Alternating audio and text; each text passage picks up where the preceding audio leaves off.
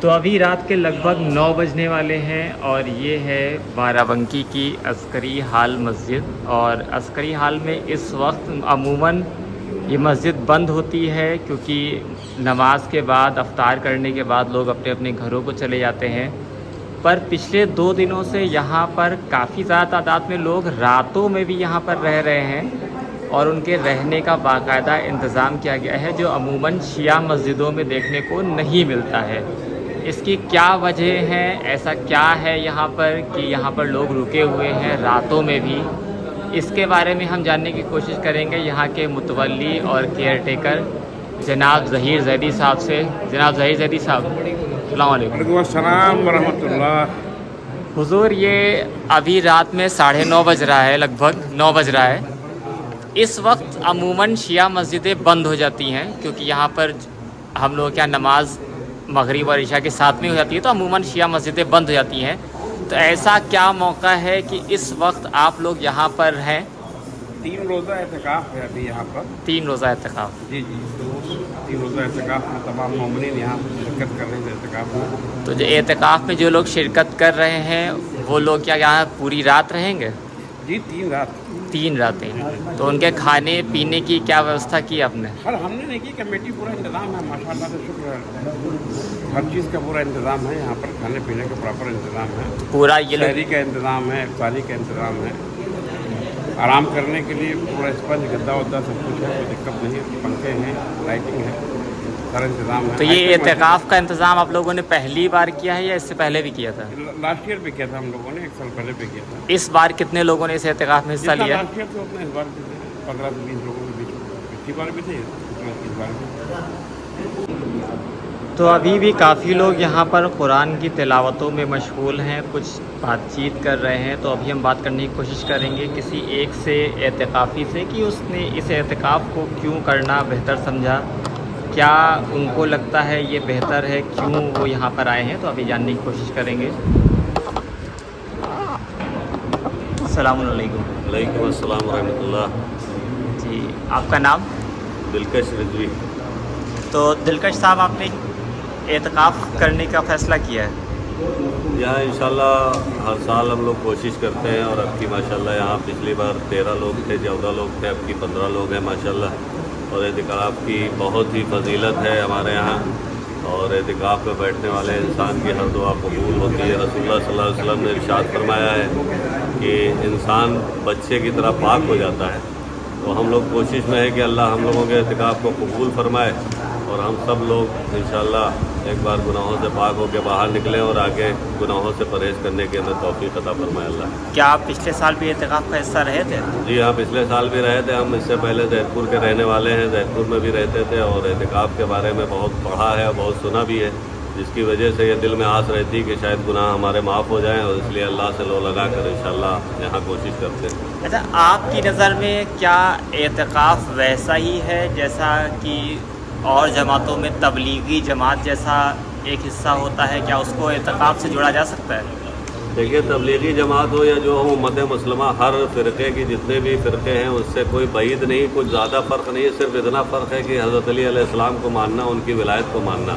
اب یہ ان کے اوپر میسر کرتا ہے کہ وہ مانیں یا نہ مانیں، لیکن ہم لوگ حضرت علی علیہ السلام کو پوری طریقے سے مانتے ہیں. ان کے سارے 12 امام و معصومین کو ہم لوگ مانتے ہیں. اور یہ رسول اللہ صلی اللہ علیہ وسلم نے ارشاد فرمایا ہے کہ جو ہمارے اہل بیت سے محبت کرے گا وہ ہم سے محبت کرے گا، جو ہم سے محبت کرے گا وہ اللہ سے محبت کرے گا. اس بنا پہ ہم لوگ یہاں اعتکاف میں بیٹھے ہیں. ابھی جتنا وقت آپ نے اعتکاف میں گزار دیا ہے، کیا اس دوران آپ کو کچھ ایسا محسوس ہوا کہ جیسے اسپریچولی آپ کے میں کوئی چینجز آئے ہوں، یا آپ کے کل سے اور آپ آج میں اگر اسپریچولی کہا جائے تو کیا آپ نے اپنے آپ میں کوئی چینجز محسوس کیے ہیں؟ دیکھیے، جہاں تک مجھے محسوس ہوا ہے، میں تو یہ سمجھتا ہوں کہ دنیا کی جد و جہد سے دور ہو کے آپ اللہ کے گھر میں جب آتے ہیں تو اللہ کے غیبی مدد ملتی ہے، اور اس غیبی مدد سے یہ سکون ملتا ہے کہ دنیا کی فکر سے جیسے لگتا ہے کہ آزاد ہو گئے، اور آزاد ہونے کے بعد صرف اللہ سے لو لگانے کا موقع ملتا ہے. اور شاید اسی لیے اعتکاف کا اہتمام رسول اللہ صلی اللہ علیہ وسلم نے بتایا ہے، کیونکہ آپ اپنی دنیاوی زندگی سے دور ہو جاتے ہیں اور اپنے گھر اور پریوار سے بھی دور ہو جاتے ہیں، اور اس کے بعد اللہ سے لو لگانے کا پوری طریقے کا موقع ملتا ہے. السلام علیکم. أعوذ بالله من الشيطان الرجيم بسم الله الرحمن الرحيم الحمد لله رب العالمين والصلاة والسلام على رسوله الكريم وعلى أهل بيته الطيبين الطاهرين المعصومين المظلومين اما بعد. جیسا کہ ابھی آپ نے سوال کیا کہ آخر یہ اعتکاف کیا ہے. قرآن مجید میں یہ لفظ استعمال ہوا ہے. پروردگار عالم اپنے نبی جناب ابراہیم اور جناب اسماعیل کو حکم دے رہا تھا کہ اے ابراہیم اس گھر کو پاک کرو اور رکوع کرنے والوں کے لیے اور اعتکاف کرنے والوں کے لیے. اب سوال یہ اٹھتا ہے کہ آخر یہ اعتکاف ہے کیا. تو ماہ مبارکہ رمضان میں خصوصیت کے ساتھ جو آخر کے 10 دن ہوتے ہیں اس میں روایات میں آتا ہے کہ انسان اعتکاف کرے. اعتکاف کہتے ہیں کہ اپنے آپ کو بالخصوص یہ مکے میں ہوتا ہے, کعبے میں ہوتا ہے, مدینہ منورہ میں ہوتا ہے, مسجد کوفہ میں ہوتا ہے اور جمعہ مسجد میں ہوتا ہے. اس کے علاوہ ان مساجد میں بھی اعتکاف کے لیے حکم ہے جن مساجد میں عوام کی آمد و رفت زیادہ ہو, یعنی جہاں پر مومنین زیادہ نماز پڑھتے ہیں. سوال یہ کہ اعتکاف کا مطلب کیا ہے. تو اعتکاف کے اگر ڈکشنری کے حوالے سے معنی دیکھے جائیں تو اس کے معنی یہ ہیں کہ ٹھہرنا. تو یہاں مسجد میں ٹھہرا جاتا ہے. اب ایک سوال یہ اٹھتا ہے کہ کیوں ٹھہرا جاتا ہے, اور اس سے پہلے ایک بات اور کہ اعتکاف کے لیے روزہ شرط ہے. اگر کوئی انسان اعتکاف مسجد میں کرنا چاہے یعنی ٹھہرنا چاہے اور وہ چاہے کہ ہم روزہ نہیں رکھیں گے تو اس کا اعتکاف مکمل نہیں ہوگا. ہو سکتا ہے آج کے دور میں جسے ہم کمپیوٹر ایج کہہ سکتے ہیں, جسے ہم آج کا سب سے فاسٹ زمانہ کہہ سکتے ہیں, جہاں پر ہر چیز کو انسان ٹیکنالوجی کے ذریعے سمجھنا چاہتا ہے کہ آخر یہ آج کے دور میں اعتکاف کی ضرورت کیا ہے.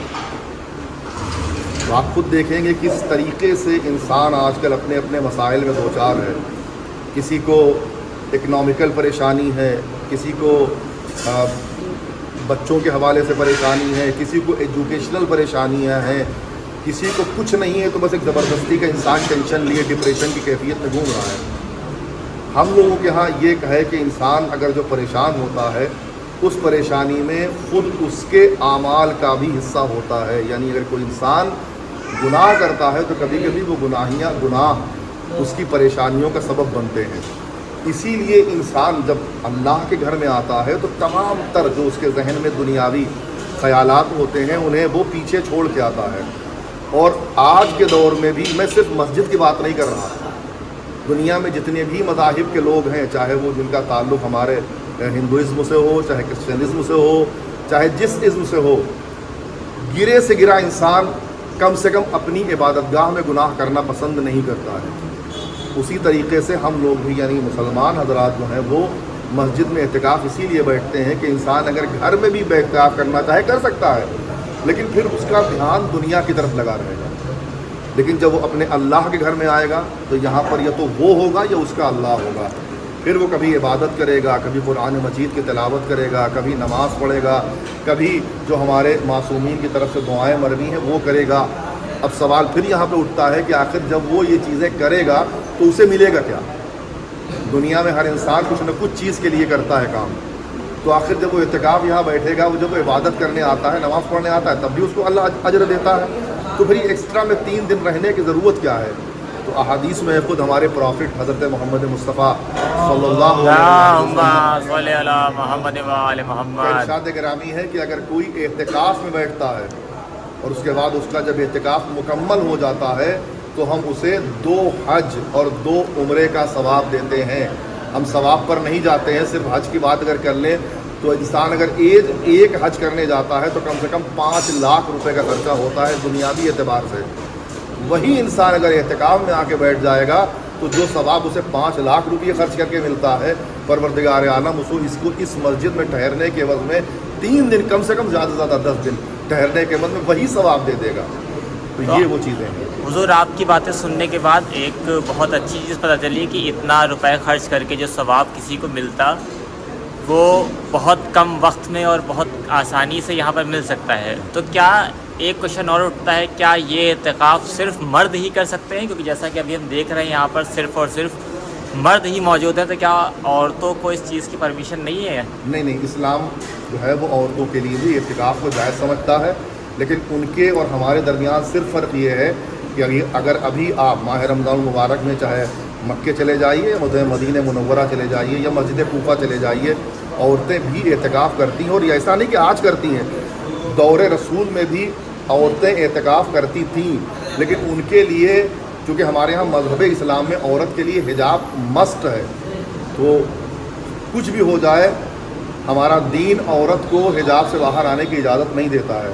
عورتیں آج بھی اعتکاف کر سکتی ہیں، ہم لوگوں کے ساتھ مسجد میں کر سکتی ہیں، لیکن فرق یہ ہے کہ ان کے لیے الگ سے حجاب کا انتظام کرنا پڑے گا۔ آپ کا کہنے کا مطلب یہ ہے کہ ان کو آزادی ہے، لیکن چونکہ ابھی یہاں کہا جائے کہ فیسلٹیز کم ہیں، تو اس وجہ سے وہ یہاں پر اس کا حصہ نہیں ہو پا رہی ہیں۔ بالکل صحیح ہے، اور انشاءاللہ تعالی جس دن بھی اس طرح کے انتظامات ہمارے شہر کی مساجد میں ہو جائیں گے، مومنین کے ساتھ مومنات کو بھی دعوت دی جائے گی کہ اگر وہ اپنے گھر کے کاموں کو آسانی سے کچھ دن کے لیے معطل کر کے اگر وہ اس ثواب میں شریک ہونا چاہیں تو آرام سے شریک ہو سکتی ہیں۔ دوسری چیز اور بات بتاتے چلوں، ہو سکتا ہے ذہن میں ایک اور سوال آ جائے ہمارے نوجوانوں کے کہ پھر اعتکاف میں اور جو ہمارے برادران اہل سنت کی جماعتیں چلتی ہیں ان کے درمیان فرق کیا ہے؟ تو فرق صرف یہ ہے کہ اعتکاف میں مسٹ ہیں 3 دن، 3 دن کے لیے آپ کو مسجد سے صرف ضرورت زندگی کے علاوہ، ضرورت زندگی سے مراد یہ ہے کہ جسے آپ کو ٹوائلٹ جانا ہے یا خدا نہ کرے کوئی بالکل قریب ترین عزیز اگر انسان کے دنیا سے چلا جاتا ہے اس کی تدفین میں، اس کے علاوہ آپ مسجد سے نکل نہیں سکتے ہیں۔ لیکن جو حضرات جماعت لے کے چلتے ہیں تبلیغ دین کرنے کے لیے، ان کے لیے یہ شرائط نہیں ہوتے ہیں، وہ جب چاہیں مسجد سے نکل بھی سکتے ہیں اور جب چاہے مسجد کے اندر آ سکتے ہیں۔ ہم جو اعتکاف کرتے ہیں ان کے لیے شرط یہی ہے کہ کم سے کم 3 دن، زیادہ سے زیادہ 10 دن وہ مسجد میں قیام کریں اور اللہ کی عبادت کریں۔ اچھا، جو مین شرطیں ہوتی ہیں کسی کے اعتکاف میں بیٹھنے کے لیے یا اعتکاف کا حصہ ہونے کے لیے، وہ کون کون سی شرطیں ہوتی ہیں؟ سب سے پہلی شرط یہ ہے کہ جو انسان ہے وہ بالغ ہو۔ بالغ سے مراد یہ ہے کہ بچہ، لڑکا کم سے کم 15 سال کا ہو، اور اگر حجاب کے ساتھ عورتوں کا انتظام ہے تو لڑکی 9 سال کی مکمل ہو، اور یہی ہے کہ عقل رکھتا ہو، دیوانہ نہ ہو، اور پروردگار عالم کی معرفت رکھتا ہو کہ ہم جو بیٹھ رہے ہیں تو اس میں ہمیں عبادت کرنا ہے، قرآن مجید تلاوت کرنا ہے، اس لیے کہ یہاں پر کسی بھی طریقے کی اعتکاف میں دنیاوی باتیں، حتیٰ کہ موبائل بھی ضرورت سے زیادہ استعمال نہیں کر سکتے۔ کوئی سوچے کہ ہم ذرا دنیاوی خبریں لے لیں کہ آج دنیا میں کیا ہوا، تو نہیں لے سکتے ہیں۔ یہاں پر اگر موبائل بھی استعمال ہوگا تو صرف ایمرجنسی کے طور پر یا پھر دعائیں وغیرہ پڑھنے کی غرض سے۔ ایک بات اور گزارش کرتے چلیں، یہ تو ثواب کی بات ہم نے کہی تھی حج کے حوالے سے کہ اللہ اسے حج کا ثواب دیتا ہے، اس سے بڑھ کے بات یہ ہے کہ جو اعتکاف سے اٹھتا ہے تو وہ کس کیفیت میں اٹھتا ہے کہ جس طریقے سے کوئی بچہ ابھی قیدا ہوا ہو، یعنی اس کے نامہ اعمال میں کوئی گناہ نہیں باقی بچتا ہے، اللہ اس کے تمام تر گناہوں کو معاف کر دیتا ہے۔ پروردگار ہم سب کی عبادت کو قبول فرمائے، ہم سب کی توفیقات میں اضافہ فرمائے، اور ہمارے قوم کو زیادہ سے زیادہ اس عبادت کی طرف متوجہ ہونے کی توفیق عطا فرمائے۔ الحمدللہ۔ تو ابھی وقت ڈنر ہو چکا ہے، اور یہاں پر جو لوگ اعتکاف کا حصہ ہوئے ہیں ان کے لیے باقاعدہ افطار کے بعد دوبارہ سے کھانے کا بھی انتظام کیا گیا ہے، یعنی انتظامیہ کمیٹی نے اعتکاف میں بیٹھے ہوئے لوگوں کی جو ضروریات زندگی ہے اس میں لگ بھگ ہر چیز کا انتظام کر رکھا ہے۔ یہاں پہ آپ دیکھ سکتے ہیں کہ دال اور ویج نان ویج سبھی طریقے کی چیزیں ہیں، یعنی وہ لوگ جو پرہیزی ہیں یا پرہیز کرتے ہیں چکن یا آئلی سے، تو ان لوگوں کو بھی اعتکاف میں بیٹھنے میں کسی طریقے کی کوئی دقت نہ ہو، اس کا پورا جو انتظام دیکھا ہے وہ جناب ظہیر زیدی صاحب نے دیکھا ہے، اور اس معاملے میں جناب ظہیر زیدی صاحب کی جو بھی تعریف کی جائے یا ان کے انتظامات کی جو بھی تعریف کی جائے وہ شاید کم ہی ہوگی۔ آپ لوگ جو بھی دیکھ رہے ہیں ان کے حق میں دعا ضرور کریں۔ شکریہ۔